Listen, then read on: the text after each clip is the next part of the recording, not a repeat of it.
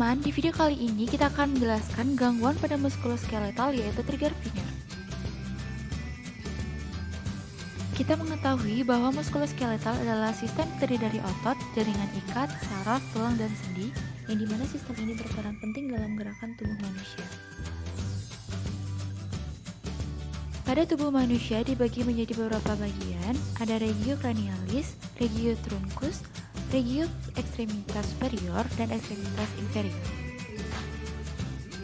Dari keempat regio, kita akan fokus bahas gangguan pada ekstremitas superior, khususnya pada regio wrist dan hand.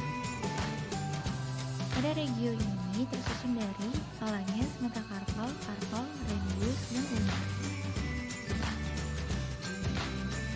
Trigger finger atau stenosis adalah suatu peradangan yang melibatkan antara tendon dan selubungnya yang dapat mengakibatkan adanya pembengkakan atau benjolan.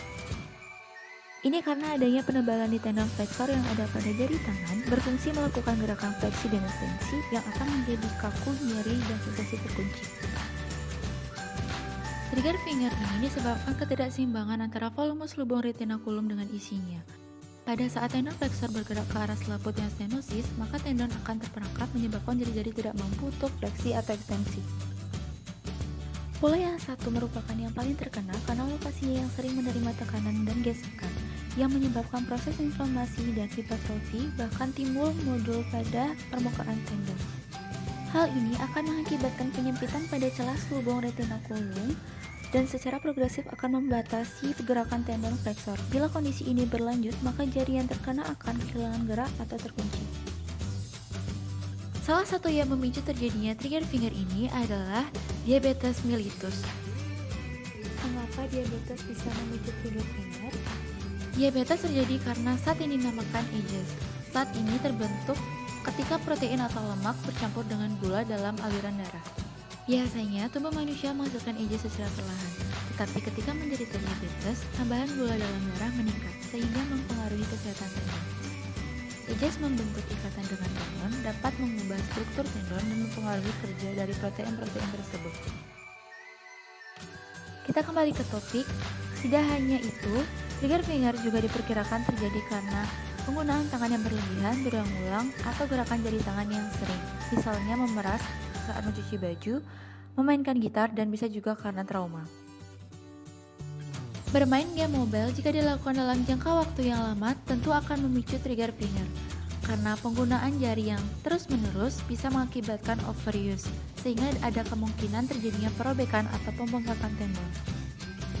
Jika kalian merasakan adanya gejala-gejala berupa nyeri dan penebalan pada jari, segeralah memeriksa ke rumah sakit agar segera ditanggulangi.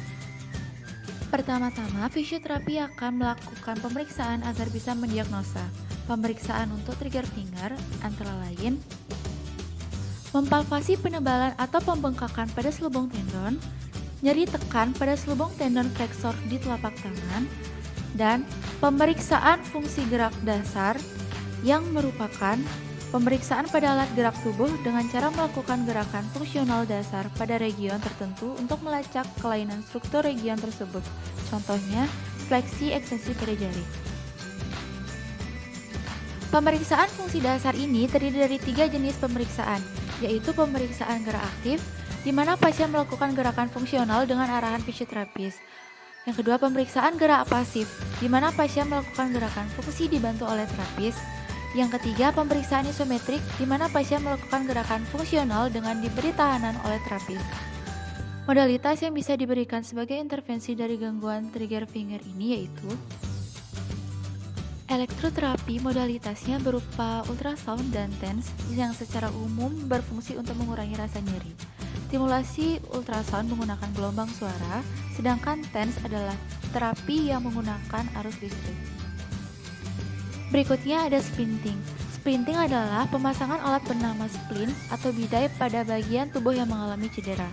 Splint akan menjaga bagian cedera untuk tetap diam dan tidak bergerak, sehingga cedera yang lebih parah bisa dicegah.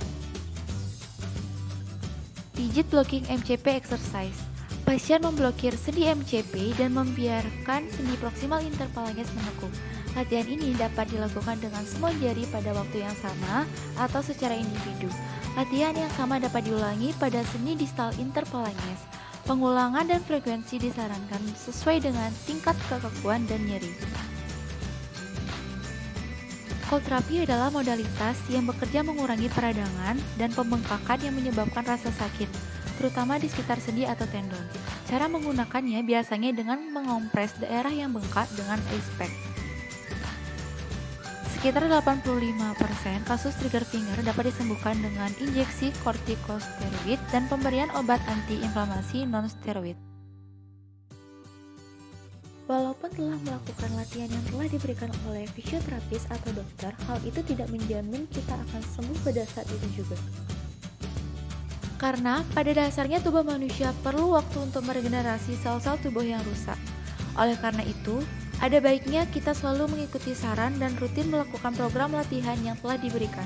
Dan ada baiknya kita mengatur pola hidup sehat seperti olahraga, makan makanan yang bergizi, dan istirahat yang cukup untuk menjadi lebih baik lagi.